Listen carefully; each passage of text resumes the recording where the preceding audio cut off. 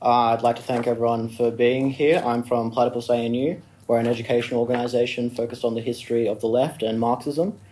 And I'd also like to thank Ali, who's my other member, for helping me organise this event. The Platypus Affiliated Society organises reading groups, public fora, research and journalism focused on the problems and tasks inherited from the old 1920s to 30s, new 1960s to 70s, and post-political 1980s to 90s left for the possibility of emancipatory politics today. The title of this presentation is Does Marxism Even Matter?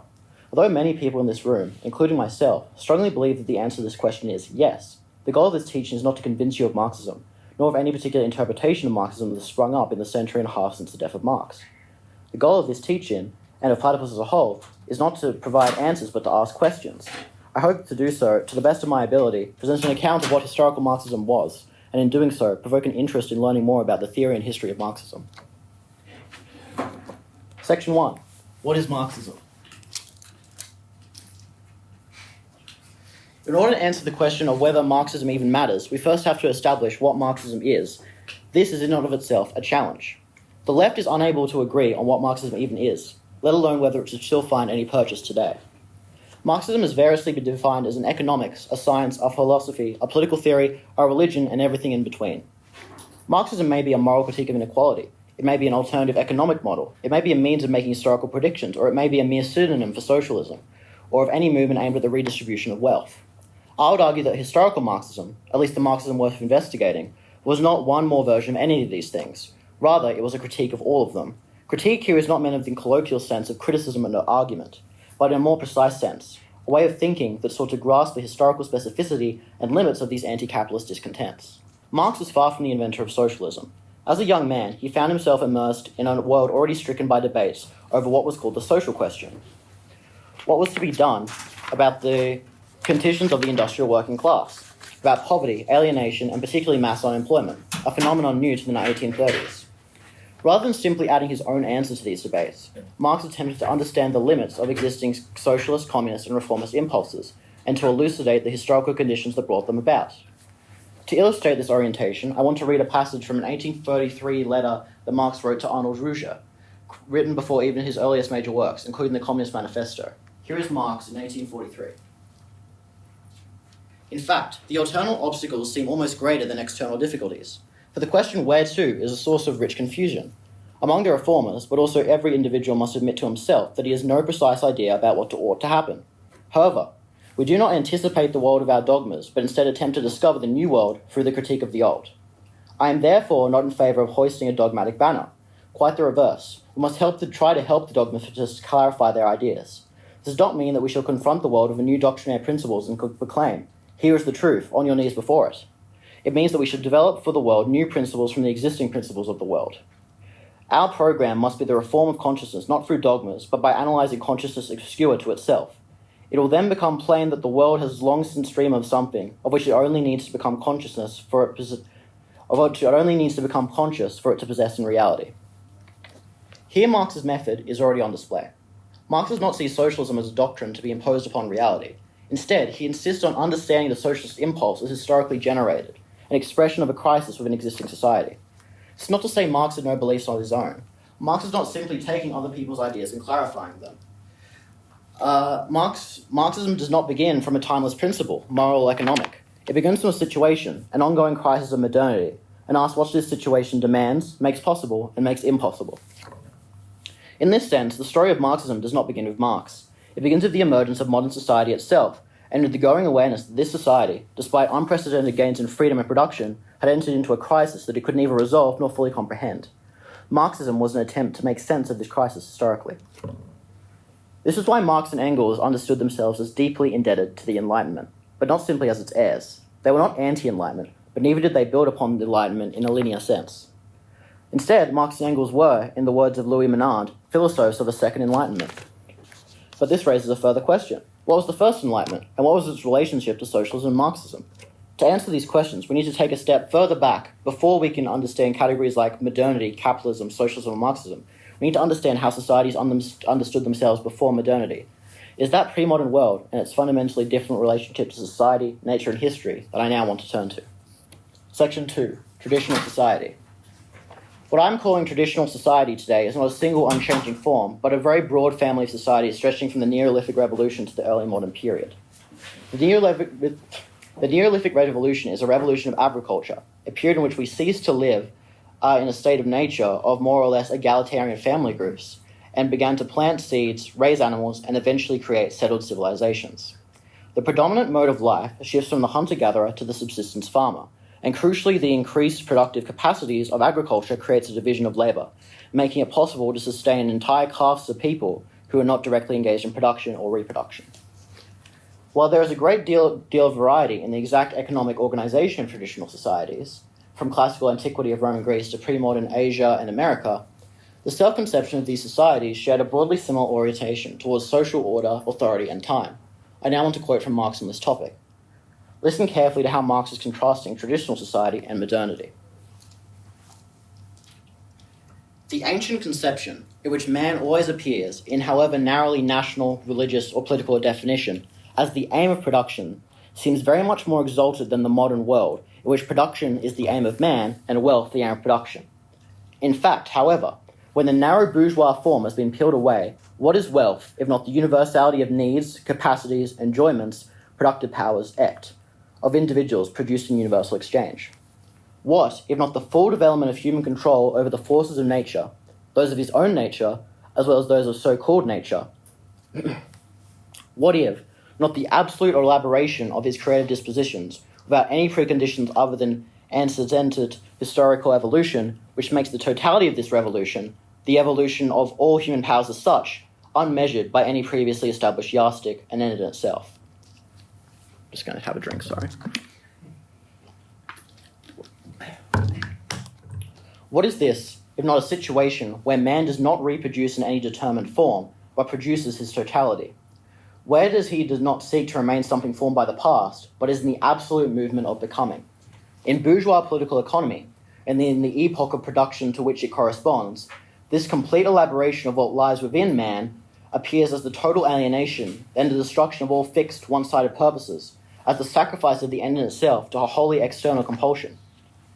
Hence, in one way, the childlike world of the ancients appears to be superior, and this is so insofar as we seek for closed shape, form, and established limitation. The ancients provide a narrow satisfaction, whereas the modern world leaves us unsatisfied, or it appears to be satisfied with itself, is vulgar and mean. So, pretty complicated quote, but I'm going to try and elucidate there. So this comes from Marx's Grundrisse, which is literally German for floor plans or blueprints, a large manuscript Marx wrote when preparing to write his famous Capital. What Marx is doing here is explaining the fundamental difference between traditional society and bourgeois society, or modernity. In the ancient or traditional conception, man is the aim of production. And what Marx argues is, while that may sound on the surface a period of modernity, in which production is the aim of man and wealth the aim of production, these civilizations nonetheless possess an incredibly restricted and stagnant conception of themselves in history. In traditional civilization, your role is determined by your birth. You're placed in a great cosmological chain of preordained by the god or the gods. The aim of life is not to make the world go forward, but round. If you are born a peasant, you are a peasant. Not only would it be absurd to the priest or the knights to ask whether you could change your role in life, it would be absurd to you as well. This self-conception is thoroughly internalized by each and every person, from the lowest peasant to the most enlightened philosopher. The caste system is completely unquestioned. Even in rare cases of revolt, take for example the Spartacus slave uprising, traditional civilization itself is not questioned. The goal of the revolt is not to end slavery as such, because that would be absurd within the existing horizons of thought. It is simply to free these particular slaves, who perhaps through extreme martial virtue might prove that they were not meant to be slaves. The institutions of class society as a whole are more or less never scrutinized. The conception of freedom operative here is entirely alien to modernity. The tragedy of slavery is that you are taken from your life as a farmer or warrior and forced to be something you are not. Freedom in traditional societies is about the freedom to be who you are. The tragedy of slavery is that but slavery itself is never seen as something that may one day be abolished. There is no conception of historical progress, but this is about to change. I want to move now to the specific example of feudal Europe, because that's where the next stage of our story unfolds. After the collapse of the Roman Empire, a system of decentralized kingdoms and principalities emerged, in which society was divided into three castes or estates. The first estate, those who pray, consisted of the road nobility of the Catholic Church. The second estate, those who fight, consisted of the sword nobility of the landed aristocracy. The third estate, those who work, comprised everyone else, the immense majority of the population, from the peasants of the countryside to the artisans and intellectuals of the emerging towns and cities. It is this third estate and its fate that I now want to turn to. Section 3, Bourgeois Society. Beginning about the 1500s, traditional society entered a profound and continuing crisis. Briefly, the breakdown of serfdom, the Protestant Reformation, the inventing of the printing press, the Black Death, the discovery of the New World, and the opening up of shipping and global trade all contributed, for a wide variety of contingent and necessary reasons, to a crisis in traditional society and its gradual replacement by bourgeois society. So what is bourgeois society? You may have heard the term bourgeoisie used as synonymous with the capitalist class, but this is a mistake, or at least not historically grounded. Bourgeois is a French term, but has its equivalents in English, burgess, or German, bürger, and is historically simply meant a citizen of a town or city. There is an expression in German, Stadt Luft macht frei, city air makes one free, and this was meant quite literally. A social revolution was taking place across Europe. This is where you get phenomena like the Renaissance. If you're a peasant or a serf and you move to a town or city, you would no longer be bound by your feudal obligations to your lord. You would be able to start a new life as a free labourer, and with some hard work, eventually own your tools and perhaps your own shop. This is where you get the association between the bourgeoisie and property. These urban dwellers own their tools or their workshops, or participate in property collectively through guilds that they were born into or joined. This stands in contrast to peasants, who might work a small plot of land only on the condition that they labour for a lord. The bourgeois revolution is a social revolution whereby the city becomes increasingly populated and increasingly influential. Even though in these great bourgeois revolutions the majority of the population remains rural, the political power of these cities begins to reshape the countryside as well. Feudalism is broken down, and even those still living outside cities increasingly become free labourers in the same sense as those within them. These towns and cities, these outposts of bourgeois society, of the free exchange of labour and its products, become the political and economic centres of Europe. No longer is it the case, as it was in the Roman Empire, that the cities are parasitic and leech off the countryside. No, these cities are now the most productive and prosperous sections of these societies. Cities' air spreads across the world, remaking it in its image. I mentioned earlier Louis Menand's remark that Engels, Marx and Marx were philosophers of the Second Enlightenment. We can now see what the First Enlightenment was. It was not simply a matter of smart people deciding to change society. Rather, the Enlightenment was a recognition of, an attempt to grapple with, these profound social transformations already underway. More importantly, for Marx and for us today, an entirely new conception of freedom emerges. The ancient conception of liberty, of freedom to be, is transformed into freedom to become. The ability to transform one's own circumstances and the circumstances of society. Enlightenment and classical liberal thinkers such as Rousseau, Locke, Smith, Kant, and Hegel began to realize that society is not preordained by God. Society is created by humanity, can be transformed, and society can both transform humanity and be transformed by humanity.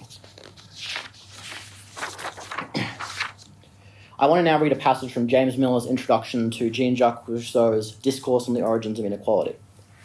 The principle of freedom and its corollary, perfectibility, suggests that the possibilities for being human are both multiple and literally endless.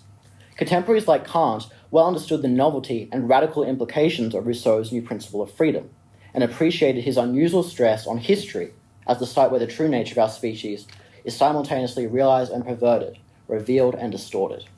A new way of thinking about the human condition has appeared.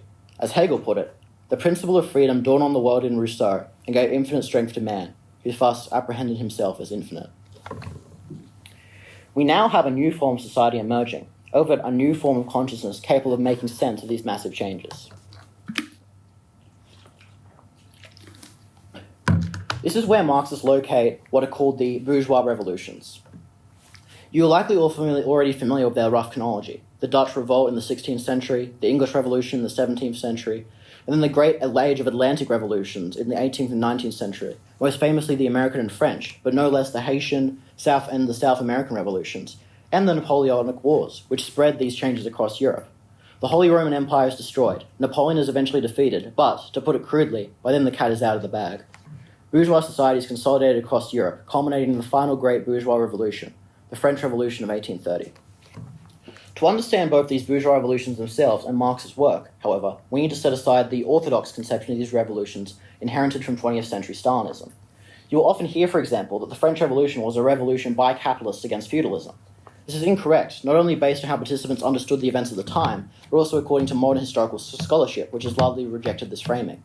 Instead, these revolutions are better understood not as capitalists against feudalism, which was already on its last legs in France and England, and had never existed in America, but as the third estate of civil society as a whole against absolutism and the state.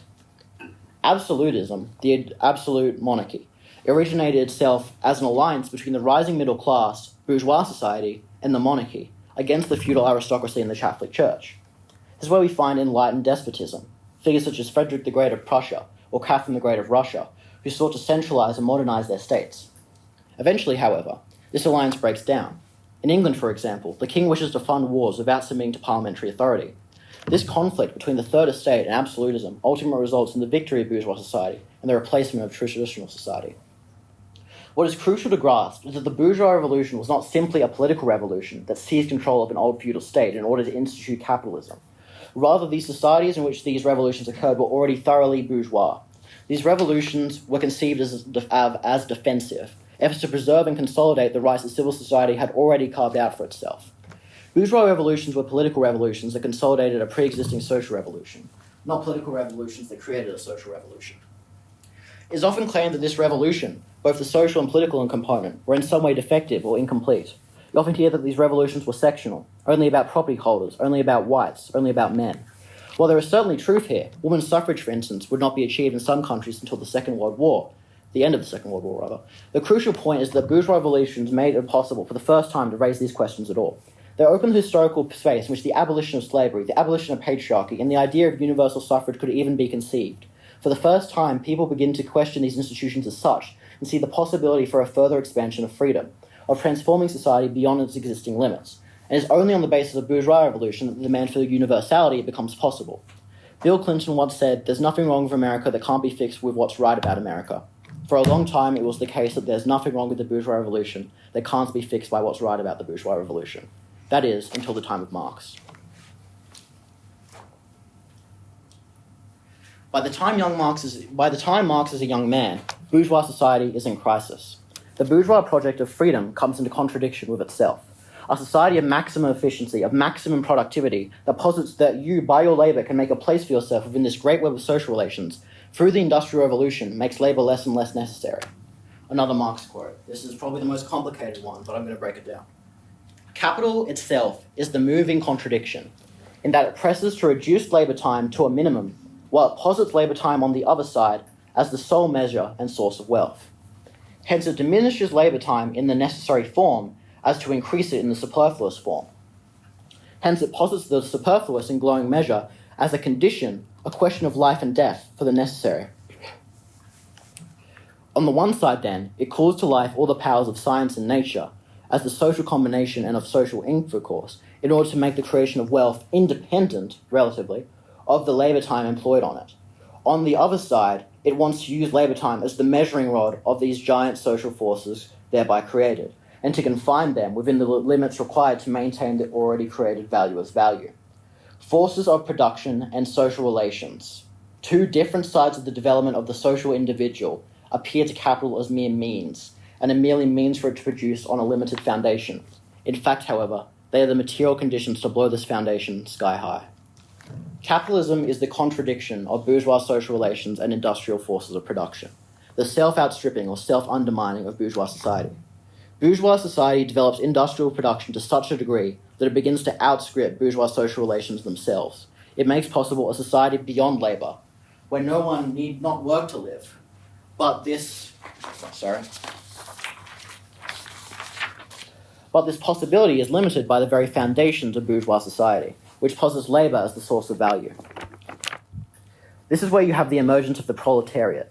Proletariat comes from the Roman proletariat. These were Roman citizens without property, and this is what emerged in the Industrial Revolution. The citizen qualifier is just as important as the without property qualifier. These are free bourgeois subjects, citizens who can no longer obtain their own property, can no longer be a small farmer or artisan or merchant, but instead only have their labor to sell. From the standpoint of bourgeois thought, this is unthinkable. The accumulation of capital is developed to such a point that a whole surplus population is in this condition. Max Horkheimer of the Frankfurt School put it more simply. Machines have made not work, but the workers superfluous. And of course, on the other hand, if there is this surplus population who do not own any property, there is a small population who have managed to accumulate vast amounts of wealth and capital and do not labour to secure their existence. One thing I want to make clear again is that the bourgeois revolutions were not led by capitalists. No, instead the capitalist, in the modern sense, someone who owns the means of production, who owns capital and draws their primary income from that ownership and not labour, emerges out of the crisis of bourgeois society and the bourgeois revolution. Class is not the cause but the effect of capitalism. So bourgeois society has come into crisis. The totality of society is in itself contradiction. There are, for Marx, all sorts of symptoms of this change. But the highest symptom for Marx is something wholly unique in all of human history, and that is the socialist workers' movement. Beginning in 1831 with the revolt of the silk weavers in Lyons, France, and growing steadily up until 1848, the time Marx and Engels were coming of age, the working class movement for socialism emerged. The first truly organised movement of this character are the Chartists in Britain, who are demanding universal male suffrage and essentially seek to open up political participation to the working class. These are the first socialists. From the beginning of the socialist worker movement, these people see themselves as continuing the bourgeois radical tradition. They seek to re-universalise bourgeois social relations that are broken down. You have this idea that the proletariat has been cast out of bourgeois society and has become separate from it, forming a new class or new estate. For example, this quote from the infamous German socialist, Ferdinand Lassalle. "We are all workers insofar as we have the will to make ourselves useful to human society in some way or other. This fourth estate, which therefore contains in its heart chambers not a germ of any new privilege, is for its very reason synonymous with the entire human race. Its cause, therefore, is the cause of humanity as a whole. Its freedom is the freedom of humanity as a whole. Its rule is the rule of all." So when Europe in the 1840s, change was in the air. After the defeat of Napoleon, his social revolution could not be reversed. His social revolution could not be reversed, but his political revolution could be. Major countries like Russia, Austria, and Prussia are still largely despotic and aristocratic. That is not to say they were not capitalist. These were modern industrial societies, but the political form was unsatisfactory to both liberals and socialists. This is what was termed as the political question. On the other hand, the socialist workers' movement raises the social question of the condition of the working class and how it may be ameliorated. To make a long story very, very short, in 1848, revolution struck Europe once more. But for Marx, this time it was different.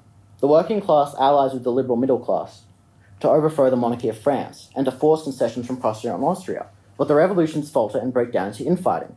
The political question wins out and takes centre stage, and while democracy is extended in many different countries, there is a great feeling of defeat among the workers' movement, as they feel the social question has been completely unaddressed. In fact, in France, the new liberal government massacres workers protesting the closure of public works. What's even more strange, from the standpoint of Marx, is that after these revolutions, which were supposed to once again subordinate the state to civil society, to complete the bourgeois revolution, instead there is the re-emergence of the state as an actor vis-a-vis civil society. The state for Marx was defined as special bodies of armed men. Basically what this means is that after 1848, the coercive powers of the state are strengthened and states begin to interfere in civil society, sometimes against workers, sometimes against capitalists. As Marx says, bourgeois fanatics for order are shot down in the name of order. This phenomenon is something Marx recognises all across the world, most famously Louis Bonaparte in France, but no less Lord Palmerston in Britain and Otto von Bismarck in Germany. So where does this leave Marx and us? 1848 is really the year that Marx became a Marxist. Marx wrote the Communist Manifesto at the very start of 1848, and in it he essentially advocates for the socialists to form fighting unity with the liberals, to be the most radical wing of the democratic movement. But after 1848, Marx changed his strategy. Marx and Engels came to the conclusion that 1848 failed because the aim was merely to restore bourgeois society by redistributing capital and property, both of which are social relations that had necessarily become untenable with the advent of the Industrial Revolution. For Marx, 1848 failed because it was an attempt to restore bourgeois society rather than to transcend it. Marx and Engels critique the idea of a fourth estate for this reason. It frames the question of socialism in terms of merely replaying the bourgeois revolution. Marx surmises that the phenomenon of the state rising above the civil society, what he terms Bonapartism, crucially not after Napoleon but his nephew Napoleon III, is the necessary outcome of a situation in which the bourgeois can no longer rule, but the proletariat not yet rule. In this interim, the state must fill the gap, pick winners and losers in order to save society from itself. The bourgeois gives up its social power its political power in order to preserve its economic power. which results in a form of classless class rule. But for Marx, this result pointed up beyond itself. There was an alternative to barbarism. The need for the state to save capitalism from itself showed that the state could be used to overcome capitalism. This is what Marx called the dictatorship of the proletariat. Another quote from Marx. And now as to myself, no credit is due to me for discovering the existence of classes in modern society, or the struggle between them. Long before me, bourgeois historians had described the historical development of this class struggle, and bourgeois economists the economic economy of the class. What I did was prove that 1, the existence of classes is only bound up in a particular historical phase in the development of production. 2, that the class struggle necessarily leads to the dictatorship of the proletariat. And 3, that this dictatorship only constitutes the transition to the abolition of all classes and to classless society. Dictatorship is a scary term these days, but in the 19th century, dictatorship was used in the Roman sense of the word. That is to say, emergency government which gives way once a crisis is over. From the perspective of Marx, the permanent dictatorship of capital must be replaced with a temporary dictatorship of the proletariat.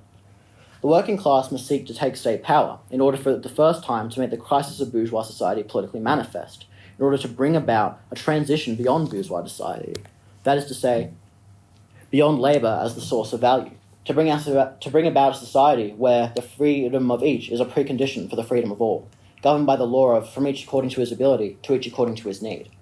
Crucially, this is not like the case of the bourgeois revolutions, where a pre-existing social revolution must be consolidated by a political revolution. Instead, a political revolution must be made by the goal of making a social revolution. To put it another way, the proletariat is about the working class. The dictatorship of the proletariat is about the working class taking responsibility for the crisis of society. Even if all the capitalists, politicians, and managers got together and decide to implement socialism, they would be unable to. Why? Because as long as there are desperately poor people willing to work for mere subsistence wages, capitalism will continue. The dictatorship of the proletariat must necessarily be the proletariat abolishing itself by its own agency. But you might notice we don't live in that world. So what happened next? To make a long story very, very short, Marxists joined with the socialist workers' movement and built mass organizations, programmatically dedicated to the overcoming of capitalism. Never before or since have the subaltern, the masses, the working class, organized themselves into their own independent political force. Between 1848 and around 1920, for just a few generations, the largest parties in the world had ever seen were Marxist. Today, however, these are nowhere to be seen. I do not want to give a detailed history of the 20th century here, so instead I will organise the end of this talk into a presentation of what founding platypus member Richard Rubin likes to refer to the 3 crises of Marxism. The first problem is the German problem, which refers more broadly to the rejection of radical socialism by the masses. In the lead-up to World War I, the socialist movement had agreed to take an anti-war position, even insurrection if necessary, to prevent the outbreak of what they conceived as an inter-imperialist war, which the workers had no interest in. But when the war came, both the institutionalized leadership of these socialist parties and the masses themselves sided with their own national interests above the wider class interests of the class. This is most famously the case in the failed 1918 German Revolution, where the moderate socialists ordered proto-fascist paramilitaries to execute radical dissidents Karl Liebknecht and Rosa Luxemburg. 1914 begins a civil war in Marxism, which the movement would never recover from. The German Revolution is probably the most important non-event of the 20th century, and will culminate, of course, in the rise of Nazism and the Holocaust. But the problem is also wider. Why did Marxism, a theory that supposed the industrial working class as the revolutionary subject, fail to find purchase in America, France, and Britain? This leads to the next problem, the Russian problem. The Russian problem, or the trauma of victory, concerns the fact that Lenin and the Bolsheviks succeeded in Russia and expropriated the capitalists, but the society that resulted was, to put it mildly, not ideal. Was this a contingent or inevitable failure? Was it a matter of failure of international revolution leading to isolation and defeat, or was it a deeper problem of bureaucracy and democracy, inherent in either Leninism or Marxism itself? The final problem is really the result of the other two, but no less important, and this is the French problem. The post-war New Left sought to find alternative revolutionary subjects and strategies in light of these first two failures, but in doing so seemed to abandon socialism entirely, instead of retreating to minority identity groups or academia as the real drivers of revolutionary change. The French problem is the suggestion that Marxism may be outdated or irrelevant, but looking at the state of the world today, it's clear no emancipatory movement has been able to replace Marxism. Conclusion: does Marxism matter today? So we've covered around 10,000 years of human history, but where does this leave us for answering this presentation's question? Does Marxism even matter?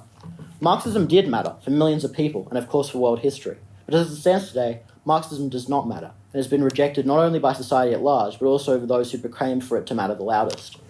The political horizons of Marxism, of general human emancipation, have been abandoned. We may live in a future too terrible for Marx to have imagined, one in which we have become to accept the hellish unfreedom of capitalism. Each boom is inevitably followed by a bust, where each affluent generation's offspring comes of age to find that there are not enough jobs. In every cycle, the spectre of socialism will be raised, but without the working class organised as subjects, not merely objects of social policy, this cycle will never be overcome. The question for Marx was whether or not any progress of society could come out of capitalism despite this. It is not yet to do so. Marxism sought to find a way out of this cycle in the critique of the socialist workers' movement, which expressed broadly the unfulfilled potential of capitalism. One more drink, sorry.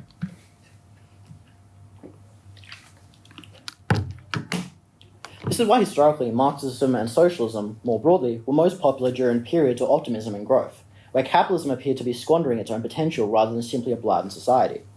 At the same time, Marx recognized that socialism itself had a contradictory nature and could just as easily be a means of reconstituting capitalism as it could be a means of overcoming capitalism. Even as early as the Communist Manifesto, Marx recognized the danger of reactionary, petty bourgeois or bourgeois socialism. Socialism aims merely to redistribute wealth or to preserve capitalism on a surer basis, rather than to overcome capital itself. But the socialist left has been on the defensive for decades, possibly for a century. There has not been a mass movement of socialism for generations. There have been multiple crises of capitalism, but each has only led to the reconstitution of capitalism on a firm basis. Throughout all this, Marxism is disintegrated disintegrated through uncountable disagreements and failures. Splits which are moralized and misremembered as principal divides. Historical revisionism and thought taboos are buried in historical Marxism. Marxism, an understanding of history and a mode of condition wholly unique. The purpose or end of Marxism has been lost. Capitalism today is no longer seen as leading inevitably towards socialism, as it was in Marx's time, and it is not. The contemporary left, to the extent that it exists, aims merely to manage capitalism rather than to transcend it. The current crisis of neoliberalism offers no salvation. The working class is no longer seen as an agent of transformation and revolution, but as one electoral constituent among many, which may or may not be needed to win elections. The left partakes in this view no less than the right. Marxism today is merely an abstract idea. It has been unmoored from its historical object of critique, the struggle for socialism. Without socialism as a task, Marxism no longer matters. But this does not mean that Marxism, or something like Marxism, may not matter again in the future. Platypus's aim is to better understand the symptoms of generations of historical failure and defeat on the left, without the pretension that we know better. What assumptions does the left still carry today? What does it take for granted, and what tasks has it abandoned without realizing it? There are no ready-made answers, only a serious historical question. But within this question there is also a recognition that history is not finished, and the death of the left may be a condition for its renewal. Platypus takes its name from the animal. Engels, as a young man, read of this animal, and dismissed it as at odds with both the laws of natural history and human reason. Later in life, Engels would see a living platypus at the London Zoo, and by this point come to realize that reason and history, natural or otherwise, must not necessarily accord with the present standards of human reason. This may be taken as a wider recognition that past and present history need not indicate the future. Hence Platypus has the slogan, "The left is dead, long live the left." Marxism as a concept has become so synonymous with the left that it is hard to separate them. But nonetheless, there was a left before Marxism, from the bourgeois radicals to the socialist workers' movement. But only Marxism had the capability of reflecting critically on the left from the left, and seeing the left as inextricably tied up with the society that created it. Marxism nonetheless failed, but in my view, it was the most interesting failure ever seen. If there is a next left, it may be beyond Marxism, but it cannot be sub-Marxism. Any truly emancipatory movement today must necessarily reckon with the legacy of Marxism. For this reason, we may say, Marxism is dead, long live Marxism.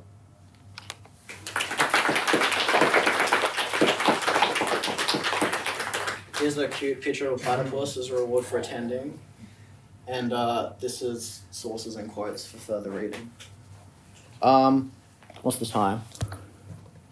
42, that's pretty good. Okay, now we'll do discussion. I mean, we booked the room till 8, but depends how long the discussion goes. But does anyone have any questions, comments, clarifications?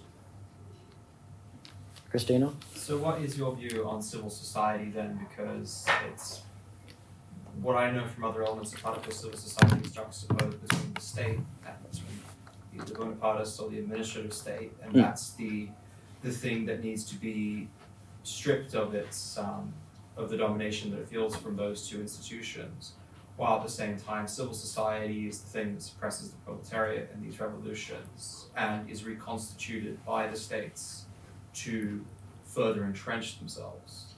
So, in your view, what is the future of civil society as a concept, or is it even tenable in the present sense? Well, for Marx, the dictatorship of the proletariat would not be anti-Bonapartist, but would be the dialectical inversion of Bonapartism. So, yes, the dictatorship of the proletariat would necessarily interfere and suppress civil society, but it would also do so to a lesser extent. As Lenin says in State of Revolution, he sort of outlines sort of a minimal state. But then, I mean, the goal of the withering away of the state would be that civil society would then take over once more, sort of the free relations, free association. I mean, free association of producers, that's civil society, right? Okay. Anyone else?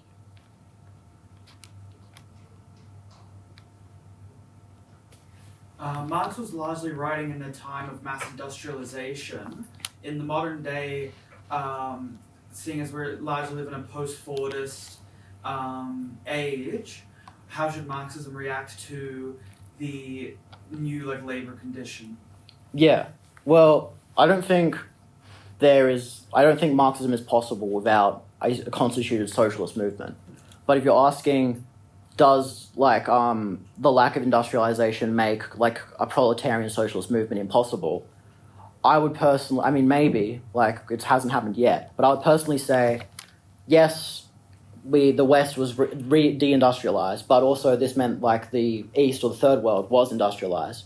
And now what we're seeing is parts of the West are having to be strategically reindustrialized.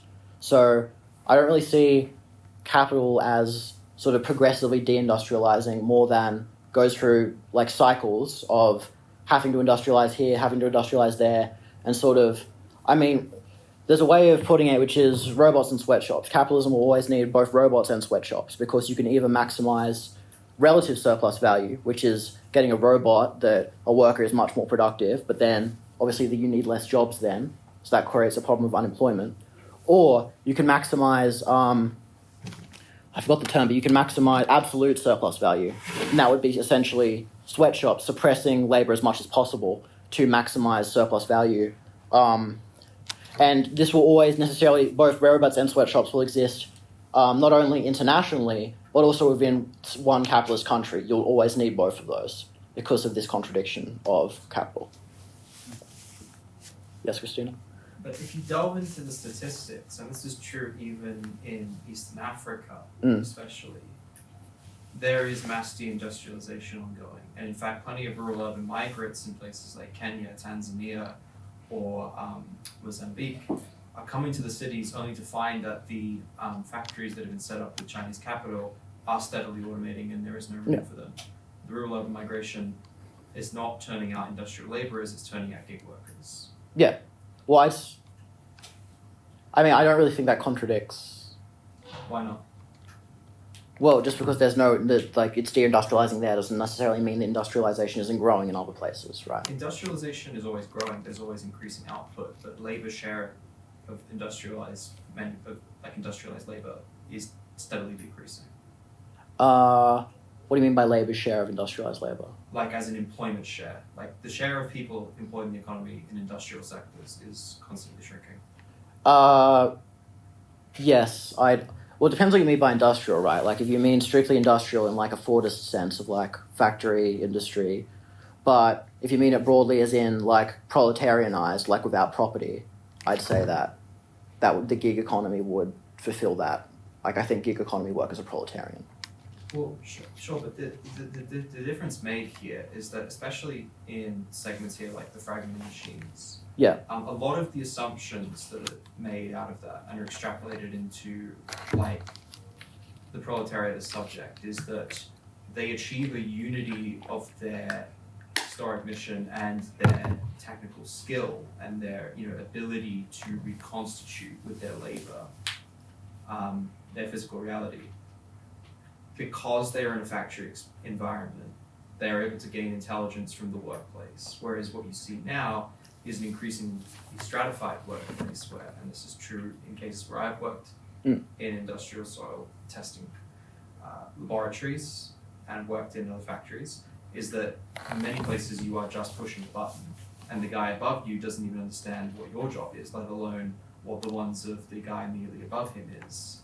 There's essentially a castle with different walls on the external, and from going from higher to lower in the wage, in wage labor, where none of these people know essentially what is going on outside their distinct sphere. And so I think this fragmentation of how knowledge is procured at the site of the workplace is actually a fatal problem that needs to be solved for how do we get from how do we understand post-industrial socialism? I'd agree. I just expand on that question. Yeah. I don't want to interrupt you. No. Because what you raised, Christian, I think raises two important questions that I think relates to the point of stock as well. Number one, does deindustrialization and does the reduction of industrialization actually mean that contradiction within capitalism is no longer relevant? Is the contradiction merely a subset of industrialization, which, by the way, if everyone is interested, Adorno wrote a piece on that. What's it called? Post-industrial society, is Marxism irrelevant? He poses the question whether Marxism is obsolete because we're seeing reduction in industrialism. So it's a question: does the contradictions in capitalism and does the contradictions in freedom actually stop being contradictions as society progresses past its factory industrial form, its Fordist form? And the second question is, which I think is also a very important question, is does the fragmentation of the working class from factory workers to gig workers, health workers, whatever workers there are, actually make irrelevant class unity? That's another important question that it needs to be answered. There's not, I think, one straight answer to either of those questions. There's, in some sense, Adorno ends with the fact that yes, Marxism remains relevant, but at the same time it needs to adapt to new productive forces. At the same time, the question of, a socialist organization and class unity still remains, we haven't achieved one. So it's an ongoing crisis. Can I? Yeah, go for it. I just want to say also that the whole point of this presentation was to promote the reading group, which I forgot to mention. So in this room at 6 p.m. every Wednesday, we'll be doing our introduction to Marxism reading group. And if my presentation, if I spoke too fast, if it was too complicated, the point of the reading group is really to sort of an extended sort of elaboration of the points I'm making here. So if you're interested, definitely talk to me or Ali, and we'll add you to the Google group. With the question of sort of a post-industrial society, I'd say, we ask this question every 20 years, right?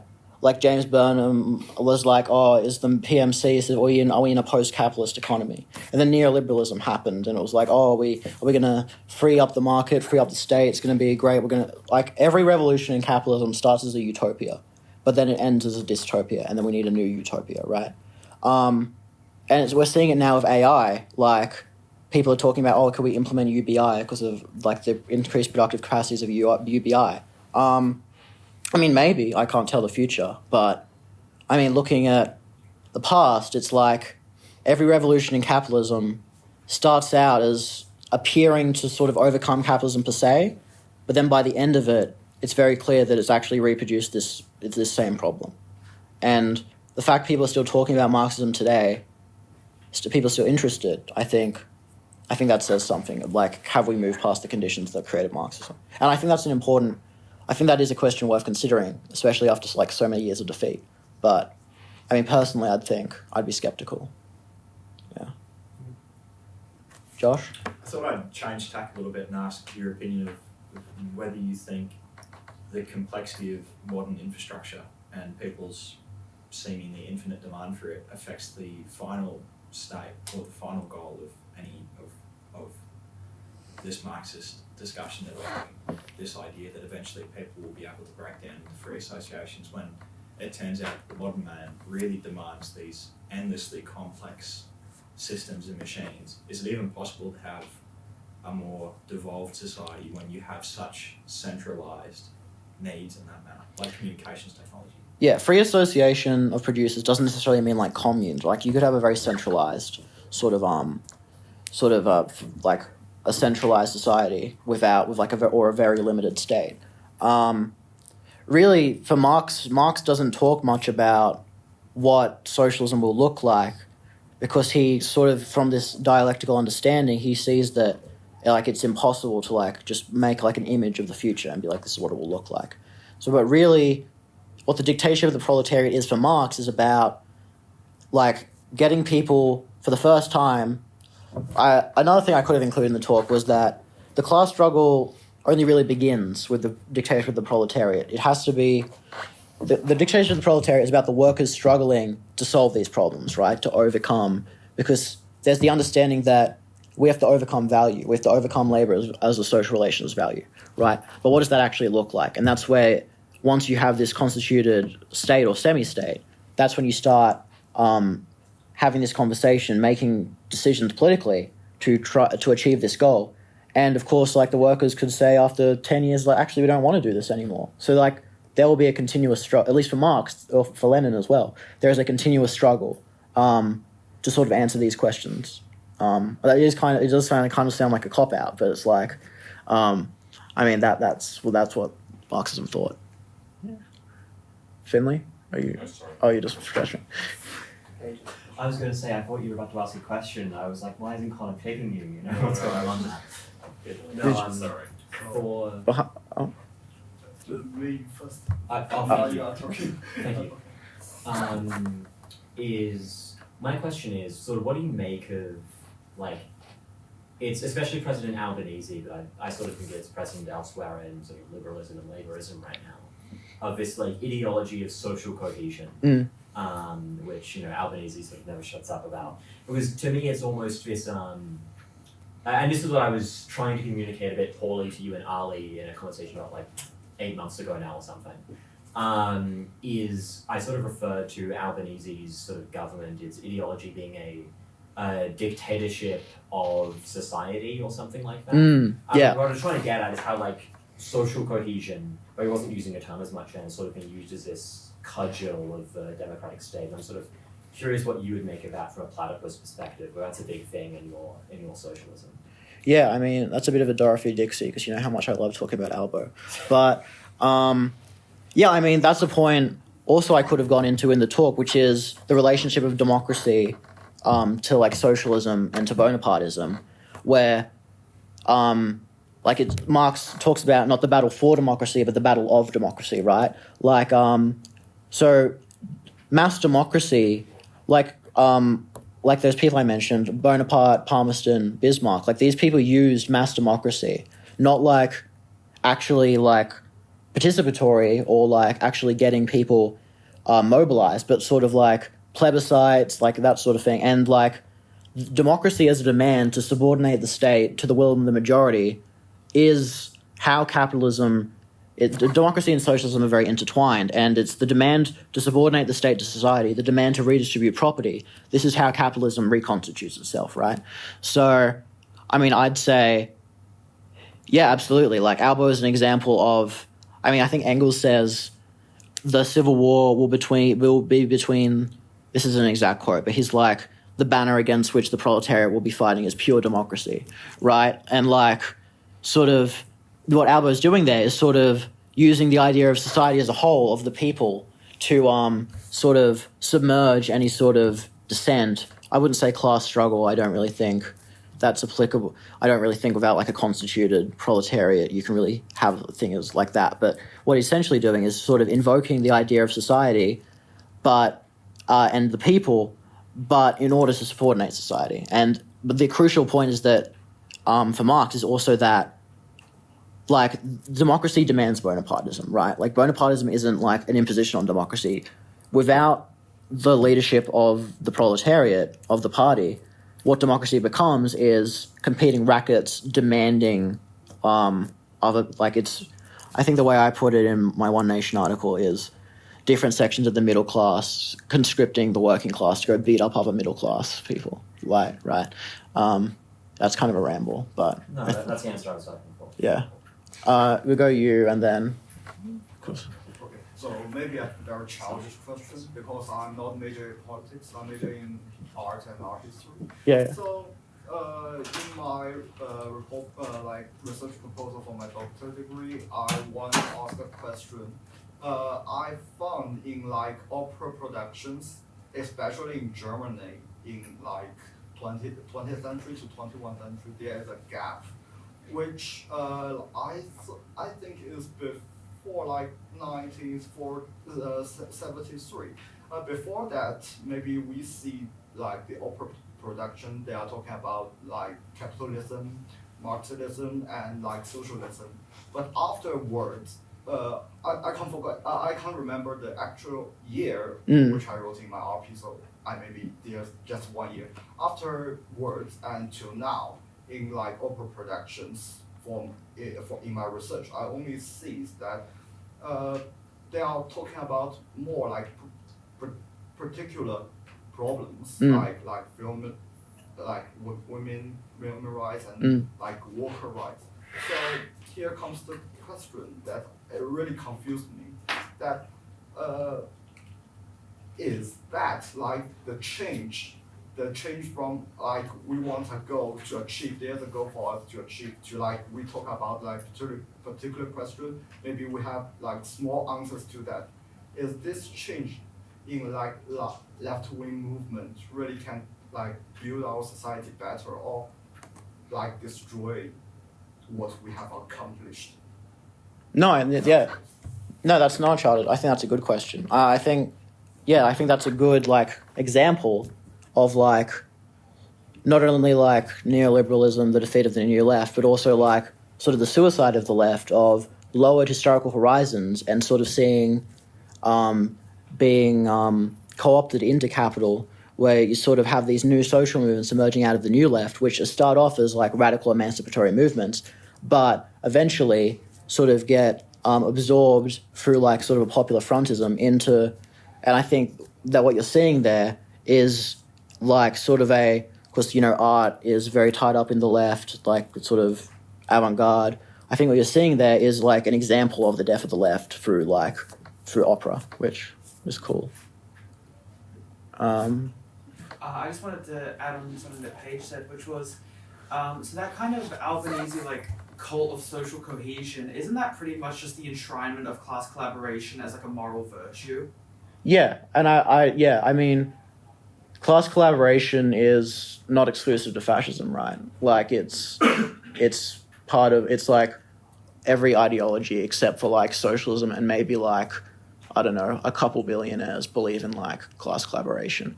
Yeah. But it's rare that you see that in such a vulgar and kind of desperate way. Yeah, what I meant more is with Albanese's focus on social cohesion and bringing togetherness, is it's not only just positing class collaboration within a society, but making it a moral obligation. He's basically saying you're a bad person if you don't participate in class collaboration. Yeah, I agree. Yeah. Another one from Paige. Actually, sorry, this was a response to that. We can talk about that later. Yeah, I don't want to use the Q&A here as an excuse to talk about other people. Sorry. Anyone we haven't heard from yet?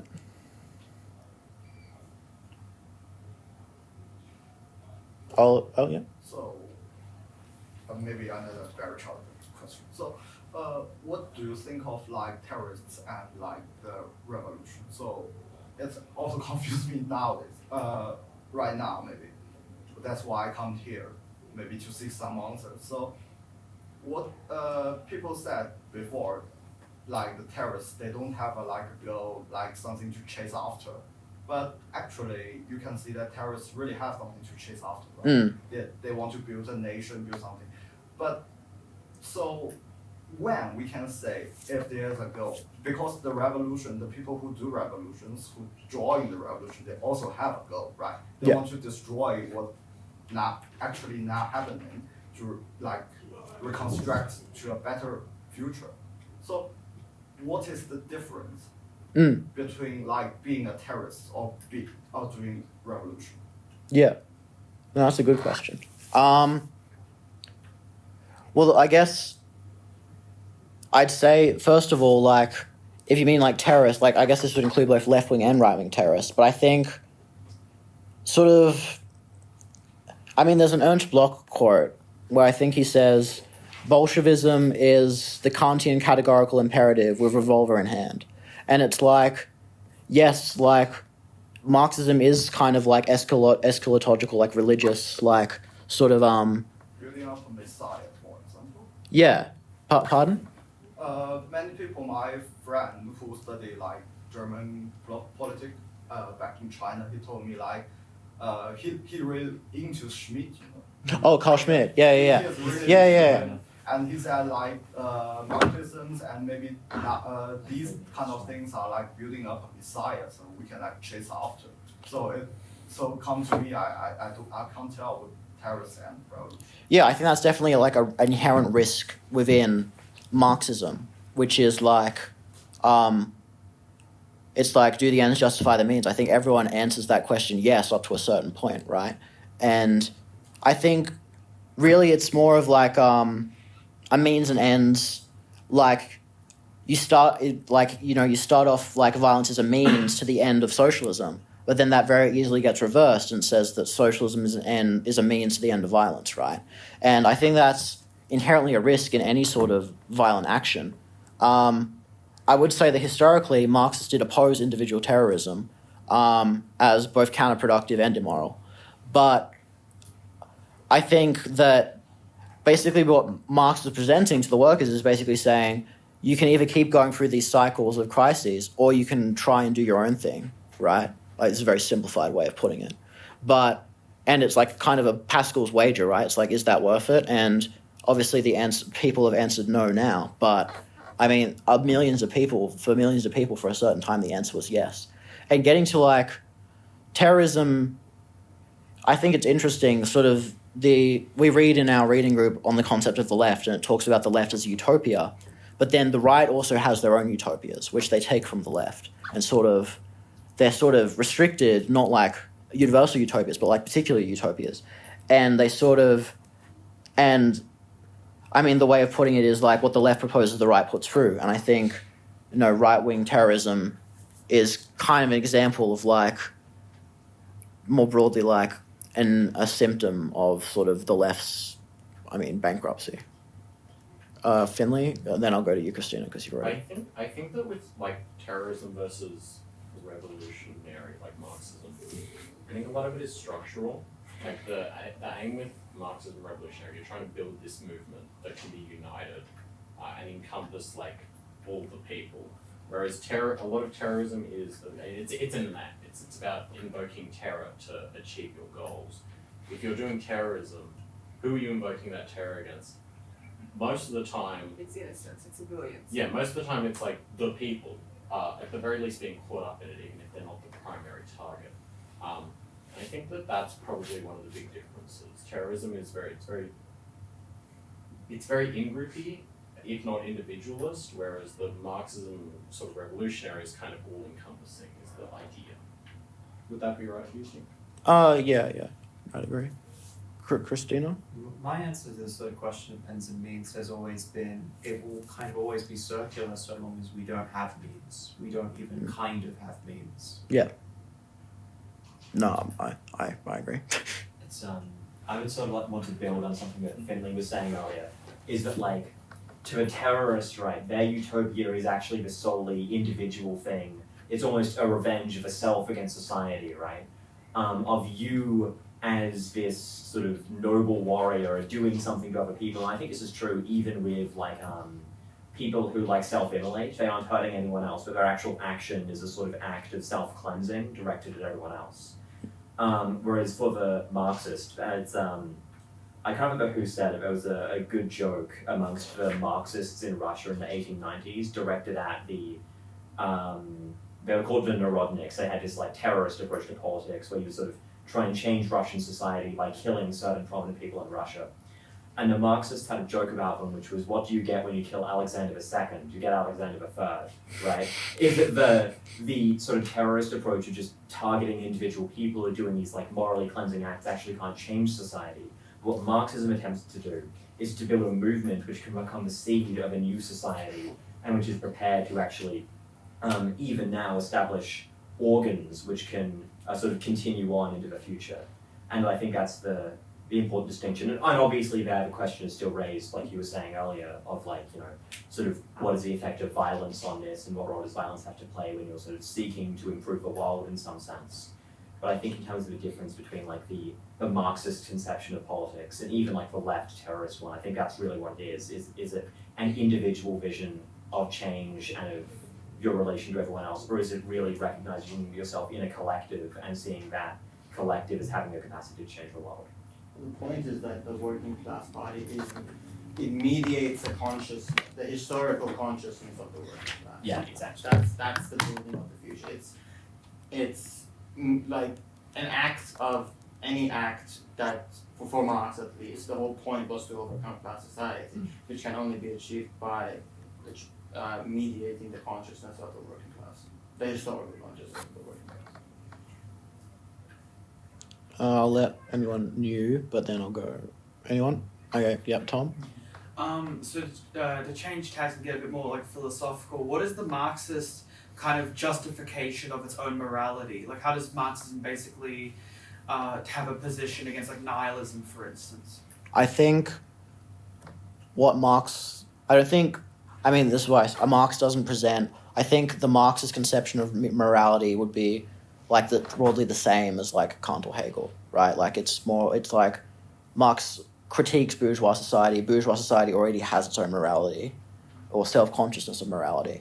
And I don't really think Marx would present like a new, it's like, I think he says on like epistemology, like the relationship of like thought and nature is like a purely scholastic question. Like it's not something Marx would be that concerned with. I guess, there might be particular instances where, during doing party stuff, there is a moral question, but I think it would be settled by the people, or at least for like Marxists, it would be like settled by the particular people involved. There isn't really like a universal moral system of like utilitarianism. I guess, broadly, I'd say like a Marxist morality would be like the same as like Kant or Hegel's.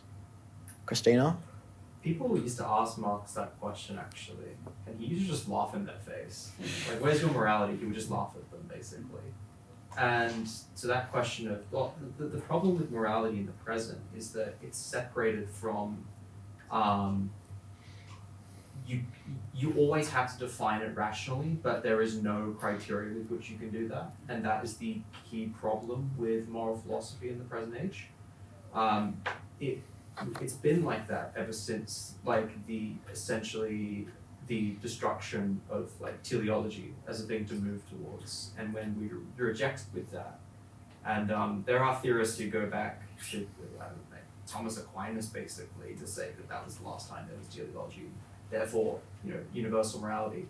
I think the project of trying to bring it back is endearing, if not kind of impossible, but with the way things are, it's really hard to ground a modern understanding of what morality means and try and relate to Marxism.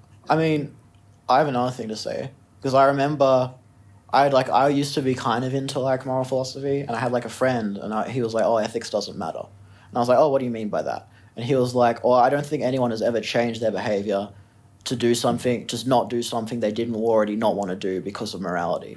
And I was like, oh no, I've like done stuff that I wanted to do because I've like not done stuff I wanted to do because it was immoral. And he was like, do you think eating meat is wrong? I was like, yeah, probably. He's like, do you eat meat? I was like, yeah, I do. And he's like, well, morality can't matter that much then. It's like, so, yeah, I think Christina's broadly right. It's a question of society, right? Like, what it comes down to is like what society determines to be socially acceptable and then can enforce. And I think either through like direct means or indirect means. And I think, yeah. But for instance, there's been many societies which have kind of declared things like homophobia, transphobia, racism to be socially acceptable. And even socially positive in the sense of like improving the cohesion in a society, but I would say that's like inherently wrong. So if the people of a hypothetical socialist state were to make those judgments though, how would you refute that without kind of saying like, without bringing in some kind of moralistic, like, no, certain things are just wrong, like because they are wrong? Well, I guess I don't think you can like prove that homophobia is wrong. I strongly think homophobia is wrong, and I will use my quite limited power to enforce that morality on other people. And if enough people agree with me, we can enforce that, but if enough people don't, we can't. I guess, Christina. Yeah, this is the problem I was mentioning. You have to fall back on some criteria, but there are none. Yeah. Like in conversation, you always want you can only appeal to rationality, but there is no tools to establish it. Yeah. There's a book I'd recommend you read when we're done with this. Yeah. I mean, a lot of bigotry is kind of structurally informed. Like, the best way to get rid of bigotry is just to like integrate the different identities that dislike each other a lot of the time. Like, you see this with like homophobia in the modern day. Young people are a lot more accepting of queer people, partly just because they're in their lives a lot more. Most young people know at least one gay person. It's a lot harder to have like a large group of people who are homophobic if they know gay people who are perfectly lovely people. Same thing with racism, and that's part of why states that want to keep racism as a structure and keep them apart. That's why you have segregation. That's like the whole principle behind it. And like it's also part of why it keeps going, because if there's not, in like the current system of states, if there isn't an effort to reintegrate them, the current systems will kind of just still keep them apart, I think. Anyone else? I mean, this is just to add to the broader conversation, but kind of in a broader sense, I guess new social relations in socialism will inform some aspects of morality. Like, for example, there won't need to be such a big emphasis on heterosexuality to continue like the family form, to like continue renewing the source of labor power. So that might have an impact, but I mean, there is like a question of like, how do we deal with kind of these sorts that are emerging out of present society? I want to hear from you, Ollie, because you hadn't been to a Cap 1 history teaching before. And would you say that some of the biggest misconceptions the left makes about Marxism? I think the role of the state, I think, is a major one. Sort of seeing this expansion of the state as like progressive. I think sort of an anti-enlightenment, sort of an anti-liberalism, which I think is quite foreign to Marx. And then the state, liberalism. And then I guess sort of like a refusal to historicize, to sort of see Marxism as like sort of seeing like Jesus, the peasant revolt in like 1300s in England, the peasants' war in Germany, the French Revolution. It's like this is all like one just like perpetual struggle against like inequality or immorality, rather than like, I mean, what I laid out, which is like a sort of a socialism and Marxism as a historically specific crisis of society, rather than like sort of something trans-historical. I guess those would be the three. Social justice wars. Yeah, I mean, social justice is a Catholic concept, right? And it's like been adopted by the left. What does that say? I don't know. What do you mean by anti-liberal? Sort of a like a. I guess this goes into like the state, but also like seeing like no limit on the state, or seeing like not like a sort of an anti-individualism, or sort of seeing collectivism and socialism and capitalism and individualism. Well, actually, I mean, there's elements in both, and then I mean the idea of communism is right. The precondition for the freedom of each is the freedom of all is the precondition for the freedom of each, right? So that would be resolving this contradiction, which is part of capitalism. I think a good example of this historically is sort of like the liberalism of Marxism is during the Soviet Union, like under Lenin. So like Lenin was an authoritarian, right? Like let's not mince words. Like the state did a lot under Lenin. But then after the Civil War, they've got the problem of how do we industrialize? And Trotsky says, let's militarize the labor unions, integrate them into the party, and sort of put the workers in like sort of barracks conditions, right? Like really drill them hard. And Lenin opposed this, and he said, no, unions have the right to exist. Workers have the right to organize, even against the workers' government, even against the workers' party. And I think that sort of liberal impulse of sort of seeing a restriction on the state, even if like the emergency situation, like Lenin has had to do so much stuff that he would have denounced in State and Revolution. It's like even that, like seeing like, no, we aren't, there is a limit here. There is individual rights exist, not because of like any particular like sort of trans-historical moral principle, but because the right of an individual in society makes society better. It's like, yeah, that's what I meant.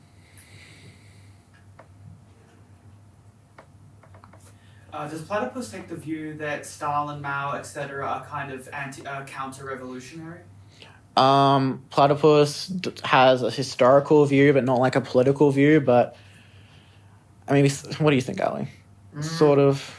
Well, the point for us is that with Stalin, with Mao, with whoever else, where we are mainly interested in, well, what sort of historical preconditions gave rise to such things?